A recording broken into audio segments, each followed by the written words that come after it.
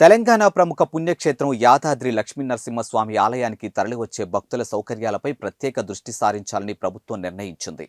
భక్తులకు మరిన్ని మెరుగైన సదుపాయాలు కల్పించేందుకు తీసుకోవాల్సినటువంటి చర్యలపై నివేదికను రూపొందించేందుకు సమయత్వం అవుతూ ఉంది. ఇక కొన్ని సౌకర్యాల విషయంలో భక్తుల నుంచి భిన్నాభిప్రాయాలు వ్యక్తమవుతున్న నేపథ్యంలో అధ్యయనం చేయించాలంటూ దేవాదాయ శాఖ మంత్రికి ప్రతిపాదనలు అందాయి. ఇక ఈ సదుపాయాలపై భక్తుల నుంచి స్పందన ఏ విధంగా తీసుకోవాలన్న దానిపై అధికారులు మేధోమథనం చేస్తూ ఉన్నారు. ఆలయ ప్రాంగణంలో అక్కడక్కడ కియోస్కోలను ఏర్పాటు చేయడమా లేక ఆన్లైన్ ద్వారా స్పందనను నమోదు చేయడమా అన్న అంశాలపై త్వరలో స్పష్టత రానున్నట్లు తెలుస్తుంది.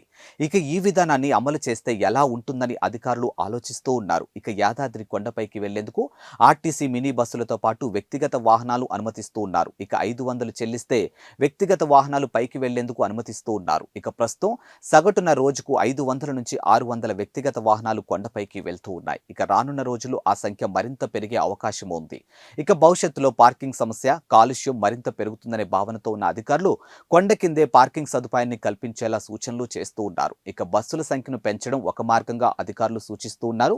విజయవాడ, ఇంద్రకీలాద్రి, తిరుమల తరహాలో విద్యుత్ బస్సులు నడిపేందుకు ఉన్నటువంటి అవకాశాలను పరిశీలించాలని అధికారులు నిర్ణయించారు.